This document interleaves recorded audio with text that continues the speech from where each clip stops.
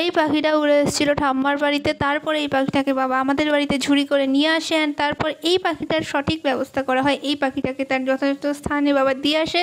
So hello everyone, আমার নায়িকাচিত খই ভাত সিরিজের প্রথম মিনি ব্লগে তোমাদের স্বাগত জানাই। এটা বলার কারণ আমি কোনো কাজই করছি না সারাদিন ধরে, চান করে এসে একটু ঠাকুর দিয়ে নিয়েছিলাম। ঠাকুর দিয়ে নেওয়ার পরে তোমরা দেখো ঠাকুরটাকে আমি কিভাবে দিয়েছি, সুন্দর করে সাজিয়েছি। আর আমাদের সিংহাসনটা দেখো, আর এদিকে এখানে এলসা 2 চলছিল।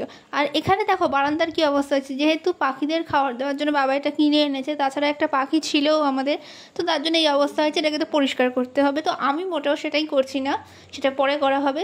তারপরে মা একটু বিরিয়ানি নিয়ে এসেছিলো, অ্যান্ড সেই বিরিয়ানিটাই খাবো আমি এখন, আর তোমাদেরকে দেখাচ্ছিলাম কত সুন্দর। মা তো ফোনে কথা বলতেই ব্যস্ত, আর এদিকে যে মুভিটা চলছিল এখানে কি হচ্ছে, একবার সাউন্ড বাড়ছে একবার কমছে, রিমোট নিয়ে শুধু বাড়াচ্ছি আর কমাচ্ছি, ঠিকই হয় না। আর এই বিরিয়ানিটা দেখো তোমরা কেমন, সত্যি কিন্তু আমার পাড়ার বিরিয়ানি, এটা অনেক কম দামেরই, কিন্তু তাও অনেক ভালো খেতে ছিল। এর মধ্যে ডিম, মাংস, আলু সব ছিল, খেতে আমার এটা ওকেই লেগেছে, এটা খুব ভালো, অ্যান্ড দ্য ওয়াইজ সত্যিই খুব ভালো। হ্যাঁ, তারপরে একটুখানি শুয়ে ঘুমাচ্ছিলাম, কোনো তো কাজ নেই, আগেই বললাম। সন্ধ্যাবেলায় উঠে একটুখানি তরমুজ খেয়ে নিচ্ছিলাম, তরমুজ কেটে রাখা ছিল। আর তারপরে কি করব, কোনো কাজ ছাড়াই বসে আছি। আমি তো ঘরে থাকলে সবসময় এভাবে চুল বেঁধে রাখি। আর তারপরে রাত্রিবেলা কোনো ক্লিপ নিতে আমি তো ভুলেই গেছি, খাওয়া দাওয়া যা করেছি কিচ্ছু ক্লিপ নিইনি। পরের দিন সকালে একটা ক্লিপ নিয়ে ভিডিওটাকে এন্ড করে দিচ্ছি এখানেই।